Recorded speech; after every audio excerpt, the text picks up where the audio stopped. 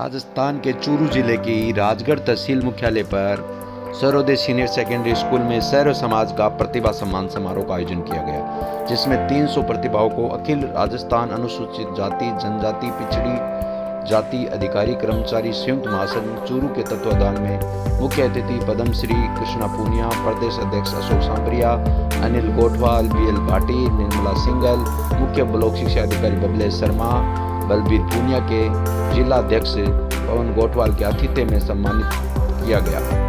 कक्षा 10 और 12 में 85% से अधिक अंक प्राप्त विद्यार्थियों, दिव्यांग छात्र छात्राओं जिन्होंने बोर्ड परीक्षा में 75% से ज़्यादा अंक प्राप्त किए, 1 जुलाई 2021 से आज तक राजकीय सेवाओं में चयनित प्रतिभा नीट, जेआरएफ, आईआईटी, आईएम में चयनित, खेल क्षेत्र में राज्य स्तरीय एवं राष्ट्रीय स्तर की प्रतिभा वर्ष 2022 शिक्षक सम्मान से सम्मानित शिक्षकों को सम्मान दिया गया। जानकारी के अनुसार ये पहला कार्यक्रम है जिसमें सैरो समाज की प्रतिभाओं को राजगढ़ की तहसील स्तर पर सम्मानित किया गया।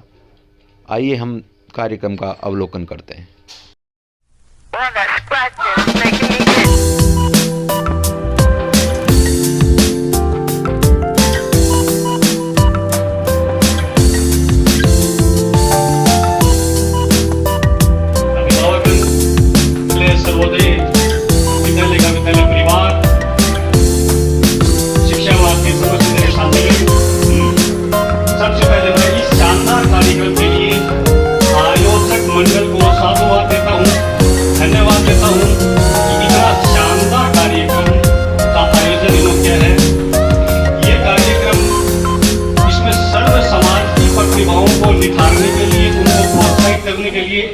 उनको आगे बढ़ाने के लिए ये कार्यक्रम किया गया। इस कार्यक्रम के द्वारा इन बच्चों को एक नई ऊर्जा, नया जोश। पद्मश्री श्रीमती डॉक्टर कृष्णा जी पूनिया विधायक राजगढ़ पहुंच चुके हैं। उनका जोरदार तालियों के साथ स्वागत किया जाए, अभिनंदन किया जाए। सर्वोदय परिवार की ओर से हमारे विधायक और इंदु सांगवान जी, जोरदार तालियों से इनका स्वागत किया जाए।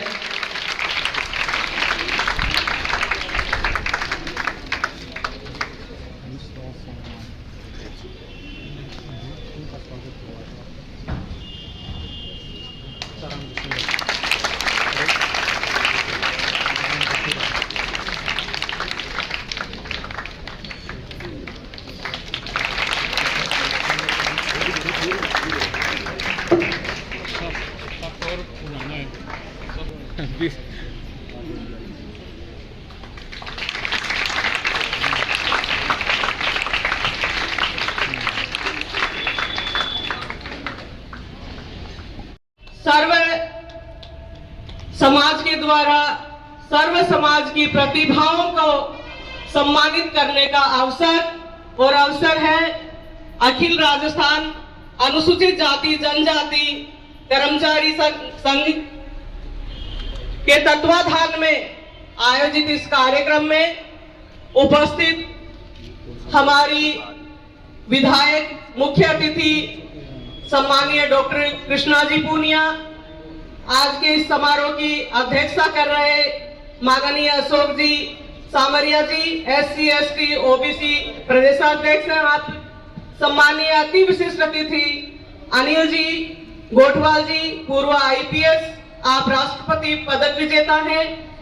विशिष्ट अतिथि सम्मानीय BL भाटी साहब, राष्ट्रीय महासचिव मेघवाल महासभा, सम्मानीय बबलेश जी शर्मा जी, मुख्य ब्लॉक शिक्षा अधिकारी CBO हैं आप राजगढ़, शिशुपाल जी पूनिया, आप PCC सदस्य शिक्षक नेता, विश्वास जी सांगवान, जयचंद जी दायमा, भजनलाल जी घोटड़, रामकिशन जी डाबी।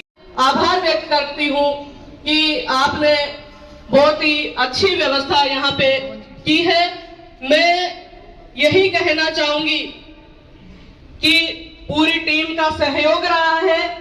जो पवन जी गोठवाल हैं, जिलाध्यक्ष हैं आप, और आपने आज ही नहीं बल्कि जब जब इन प्रतिभाओं की बात आती है, चाहे सामाजिक क्षेत्र में कार्य करने की बात आती है, आप हमेशा आगे रहती हैं और आप इन प्रतिभाओं को जिन अभावों में, जिन संघर्ष में आपने उस मुकाम को हासिल किया है, आप उन परिस्थितियों को समझते हैं और आप ये चाहते हैं कि मेरा समाज ही नहीं, अन्य समाज भी आगे बढ़े, उन प्रतिभाओं का हौसला अफजाई हो। जहां भी आप रहे, आप सुदूर बाड़मेर में रहे, जहां भी आपने अपनी कार्यशैली से आपने परचम लहराया है, अपने कर्तव्य से, अपने कार्य से, और वहां भी आपने उस विद्यालय में नए आयाम स्थापित किए। उसने आपने उस विद्यालय में अपने ही खर्चे से, निजी खर्चे से आपने वहां पे लाइब्रेरी बनवाई। आप दलित छात्रावास है, वहां भी आपने लाइब्रेरी और अन्य आप व्यवस्थाएं आप देखते रहते हैं। अन्य कोई भी कार्यक्रम हो उसमें आपकी उपस्थिति है, हमने पलकें बिछाई हैं। पूरा राजगढ़ आपके स्वागत और सत्कार के लिए तत्पर है। अब मैं इस प्रतिभा सम्मान समारोह के बारे में बोलना चाहूंगा कि प्यारे बच्चों, मैं भी एक शिक्षक हूं और शिक्षक होने के नाते मैं हमेशा सोचता हूं कि बच्चों को मोटिवेशन से, प्रेरणा से अगर हम ज्यादा से ज्यादा जोड़े तो निश्चित रूप से आज हम देख रहे हैं कि अखबारों के अंदर कभी कोटा में, कभी जयपुर में आत्महत्या से संबंधित सूचनाएं बहुत ज्यादा आ रही हैं। तो आपको असफलताओं से कतई घबराना नहीं है। असफलता ही तो हमारी मजबूती बन करके आएंगी। अगर असफलता हमारे पास नहीं होगी तो फिर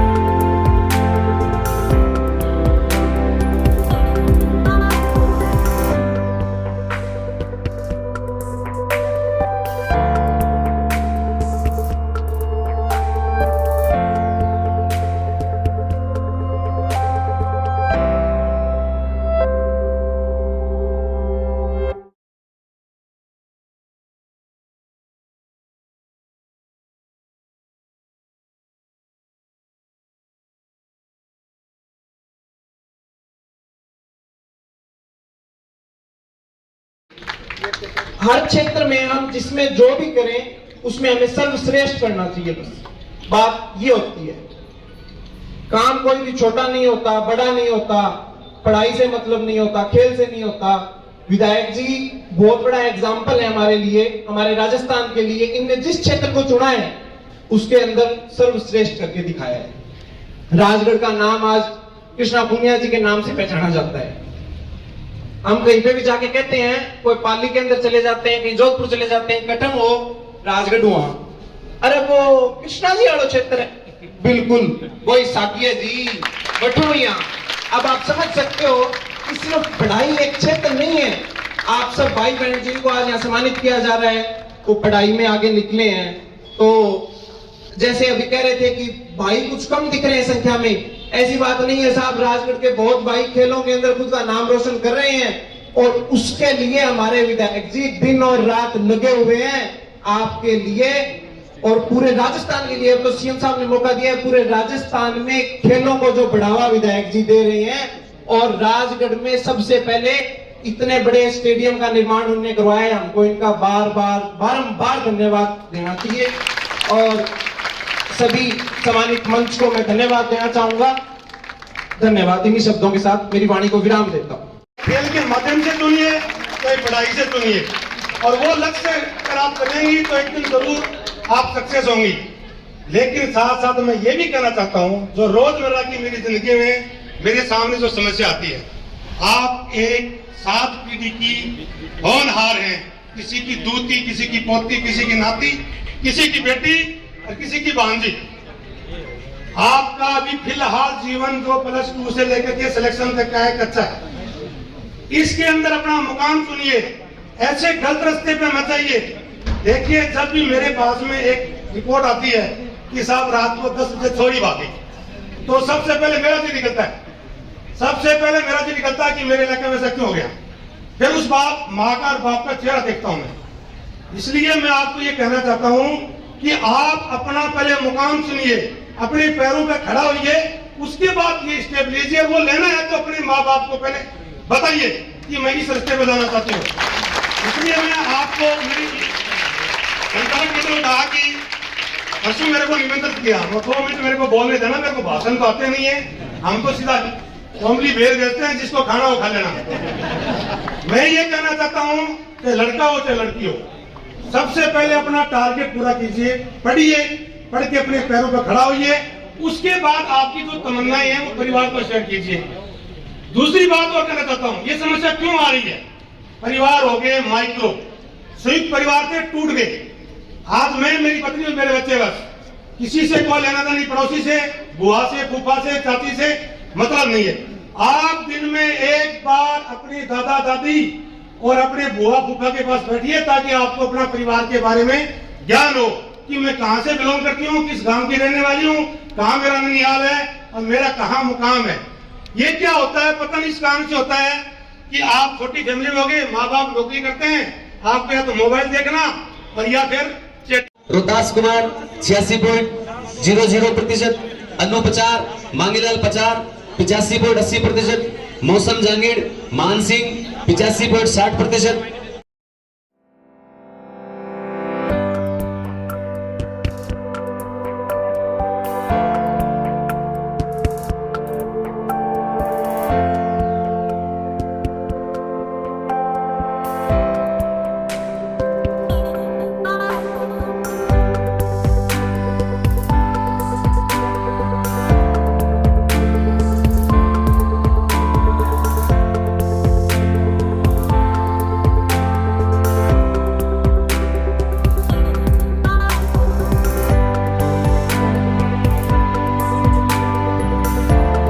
के बाद हो जाती है, बड़ा कलेजा रखते हैं हम, हमारे उस कलेजे की इज्जत करना आपका दायित्व है। और बड़ा अच्छा लग रहा है, आप लोगों ने हमारा मान ही बढ़ा दिया।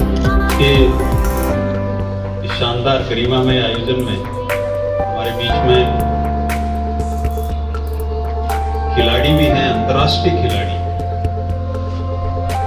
और लोकप्रिय विधायक डॉक्टर कृष्णा जी पूनिया जी,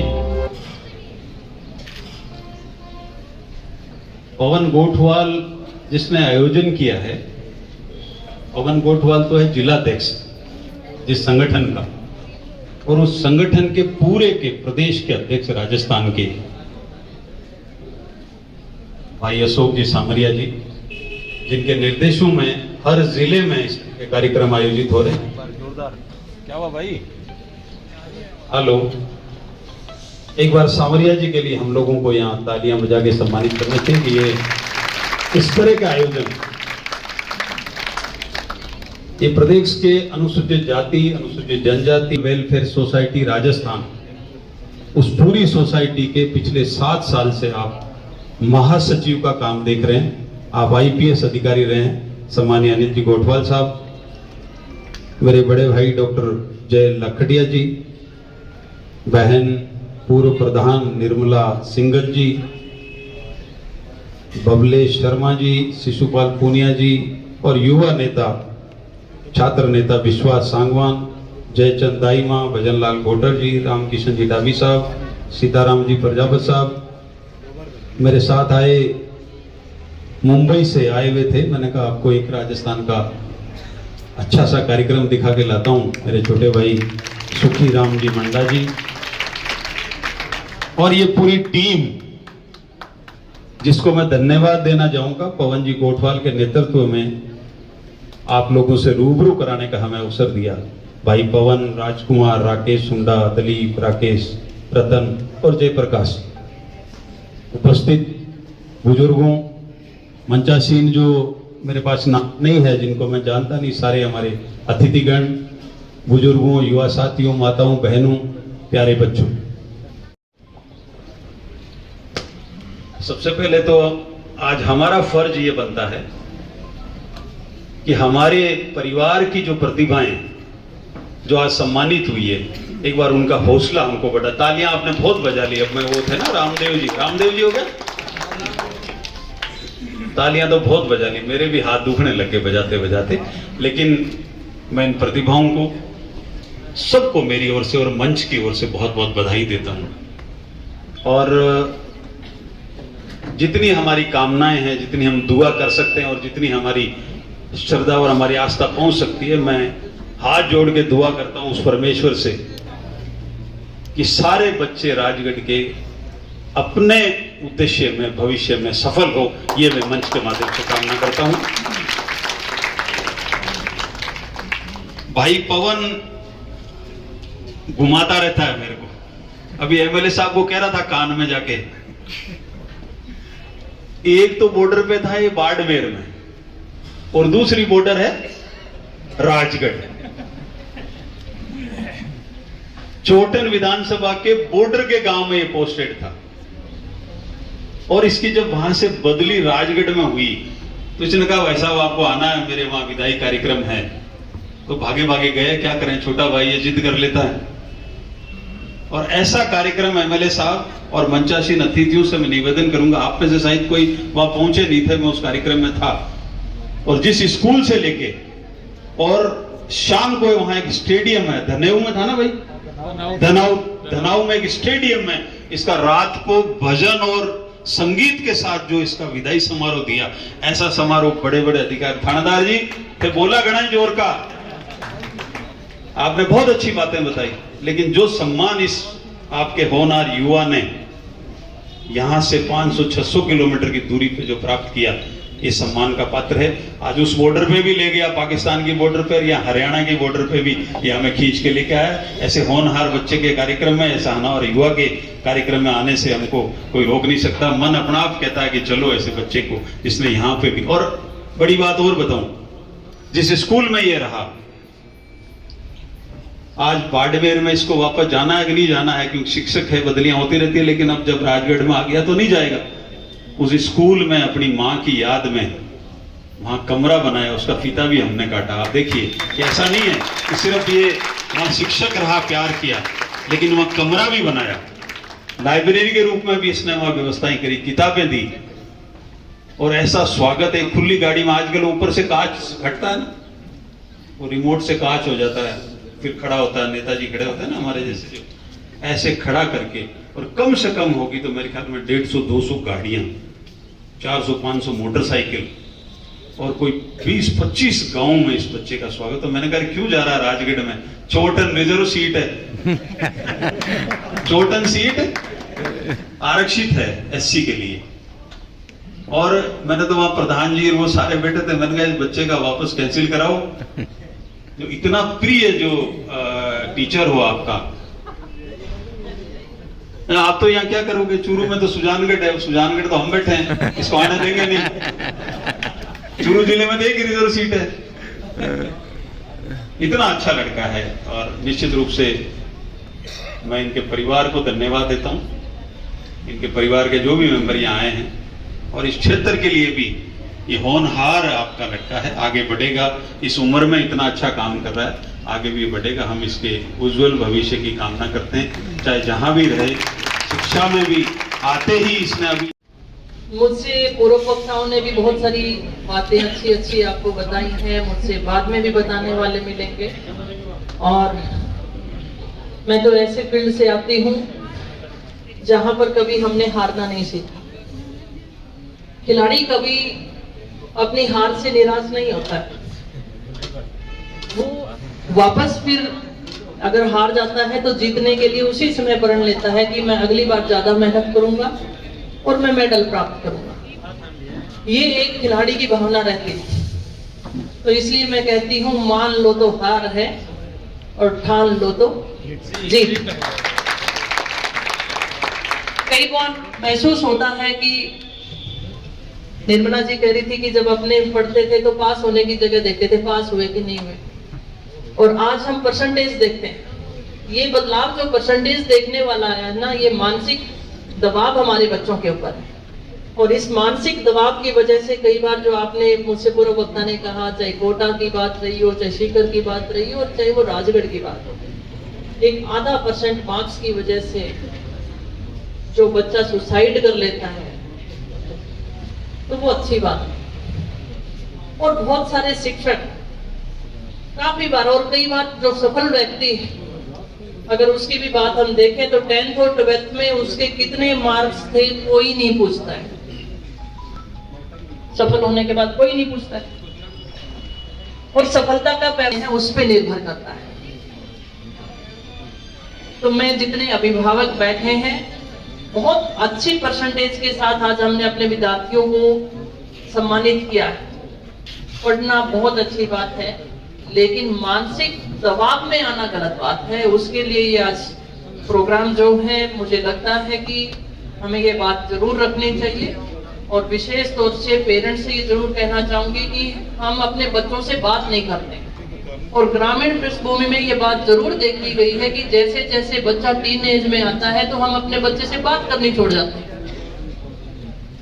उसके भाव क्या हैं, उसके दोस्त क्या हैं, कैसे है, कैसी संगति में वो बैठता है, या उसके साथ मन पे क्या, क्योंकि एक शारीरिक रूप से भी बदलाव उस समय चल रहा होता है, पढ़ाई की भी टेंशन उसके ऊपर होती है, बहुत सारे सवाल बच्चे के मन में होते हैं। वो दुविधा कोई दूर कर सकता है तो वो पेरेंट्स कर सकते हैं। और वो हमारे बीच में गैप आ जाता है, और उसी गैप की वजह से, चाहे वो मैं कहूँ कृष्ण जी जो बात कर रहे थे, चाहे वो लड़का है चाहे लड़की है, अट्रैक्शन की वजह से घर से दूर भागने की कोशिश करता है, चाहे वो बच्चा सुसाइड करने की कोशिश करता है, तो वो हमारे बीच में जो एक वार्तालाप, एक जो सामंजस्य होना चाहिए पेरेंट्स के प्रति, वो कम होता जा रहा है। और समाज में अगर बात देखी जाए तो मुझे आज भी याद है, गाँव में कोई भी व्यक्ति, गांव के किसी भी व्यक्ति का किसी भी बच्चे को डांटने डपटने का, पूछने का अधिकार होता था।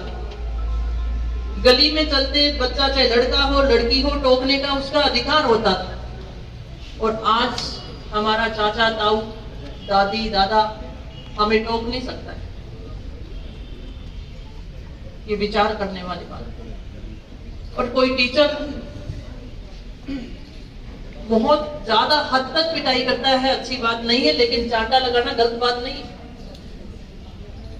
और मेरे ख्याल से जितनी भी आपके स्टेज के ऊपर जितने भी लोग बैठे हैं, काफी चांटे खाए भी होंगे। हम अपने माँ बाप के चांटे नहीं खाते हैं, उनकी डांट डपट नहीं खाते हैं। तो ये बदलाव जो आया है उसके ऊपर विचार करने की जरूरत है कि हमारे समाज में ये चीजें दूर होती जा रही है। जितनी चीजें ये कट होता जाएगा समाज से, तो उतनी ज्यादा भ्रांतियां, गलतियां, समाज से दूरी, अकेलापन, स्ट्रेस, वो सारी चीजें बढ़ती जाएंगी। तो इसलिए मैं कहना चाहती हूँ, जिंदगी एक खेल है, इसमें खिलाड़ी बनना चाहते हो या खिलौना, ये आप पे निर्भर है। और मुझे गर्व होता है कि मेरे विधानसभा क्षेत्र के बच्चे आज इतने परसेंटेज के साथ आगे बढ़े। माननीय हमारे बीच में पुलिस सेवा से जुड़े अनिल गोठवाल जी बैठे, और काफी बार इन्होंने सुना भी होगा कि राजगढ़ क्राइम के क्षेत्र में आगे रहा, लेकिन अब वो बदलाव की बयार शुरू हो चुकी है। आपने आज देखा हमारे बच्चे, चाहे वो नीट की परीक्षा में हो, IIT के जहरिए हो, 11th और 12th के मार्क्स रहे हो, खेल की बातें रही हो, तो ये चीजें एक बदलाव है। और मेहनत का श्लोक यहाँ के हैं, लेकिन भावनाएं गलत इस क्षेत्र के लिए हमेशा प्रदेश भर में गई, और जिसका खामियाजा मुझे लगता है कि युवाओं को सबसे ज्यादा सहन करना पड़ा। क्योंकि जब किसी चीज का प्रचार होता है और वहां से निकलकर हम किसी दूसरे जिले में जाके, दूसरे शहर में जाके अपना व्यवसाय करते हैं या पढ़ते हैं तो उसका जो दुष्प्रचार है कहीं ना कहीं हमें सहन करना पड़ता है। तो ये चीजें हमने बार बार सामाजिक तौर पे प्रोग्राम रहा हो, संस्थाओं की तरफ से रहा हो, एसोसिएशंस की तरफ से रहा हो, हमने कोशिश की कि हम अगर अपने बच्चों के भविष्य को लेकर चिंतित हैं तो समाज में बहुत सारे बदलाव की जरूरत हमें है। आज हमारे राजगढ़ छोटे से इस कस्बे की अगर मैं बात कहूं तो हमारे सरकारी कॉलेज हमारे पास नहीं होता। आज हमारे पास, और इन खास करके 4 वर्षों की अगर मैं बात कहूं तो 3 कॉलेज हमारे पास आए हैं, चाहे वो कन्या महाविद्यालय हो, चाहे वो हमारा राजकीय महाविद्यालय कोहेड हो, चाहे सिद्धमुख के अंदर राजकीय महाविद्यालय हो, और चाहे चांदकोठी के अंदर कृषि महाविद्यालय हो। आज खेल के मैदान हमारे तैयार हो रहे हैं, अंतर्राष्ट्रीय स्तर के एथलीट हमारे यहाँ पर तैयार हो रहे हैं, पुलिस प्रशासनिक सेवाओं में हमारे लोग जा रहे हैं, बच्चे जा रहे हैं। तो कुल मिलाकर अगर मैं कहूँ तो बच्चे जो हैं वो अपना प्रयास कर रहे हैं। सामाजिक तौर पर जिम्मेदारी है वो किसी एक वर्ग की ना होकर 36 बिरादरी की हो जाती है कि हम एक साथ मिलकर चलेंगे तो निश्चित तौर पर बदलाव उसमें भी आएगा। और जो कृष्ण जी बता रहे थे ये सच्चाई है। मेरे पास सबसे पहले मेरे पास ही आते हैं कि मैडम इस तरीके की घटना होगी, फलाना लड़का चला गया या लड़की चली गई। समझ नहीं होती है उसे कि उसका भविष्य कैसा रहेगा। जब तक पॉकेट में पैसे हैं तब तक की जिंदगी वो ठीक लगती है, जिस दिन पैसे खत्म उसके बाद हकीकत पता चल जाती है। तो पहले अपना कैरियर बनाना जरूरी है, फिर अपनी मन की भावनाएं अपने माँ बाप के साथ शेयर कर सकते हो। और कोई भी तकलीफ है तो सबसे अच्छा साथी आपका कोई है तो वो माँ बाप, और दूसरे नंबर पे आपका सबसे अच्छा कोई साथी है तो वो आपका शिक्षक। तो ये बात गांठ बांध लेना कि माँ बाप आपके सबसे अच्छे साथी हैं। कोई भी माँ बाप अपने बच्चे का बुरा नहीं चाहता। मैं ज्यादा समय नहीं लूंगी, मैं इतना ही कहना चाहूंगी कि अनुशासन में रह के ईमानदारी के साथ। Now, please like, share and subscribe and don't forget to हमारा चैनल FM10 है। आप अच्छा लगे तो सब्सक्राइब